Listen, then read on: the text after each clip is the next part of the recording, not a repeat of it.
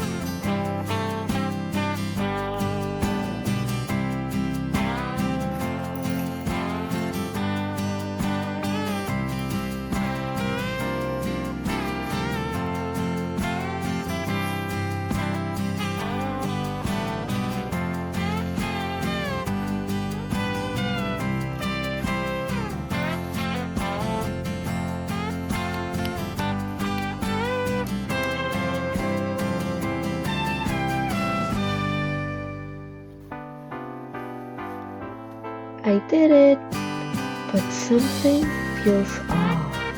The cover doesn't look right.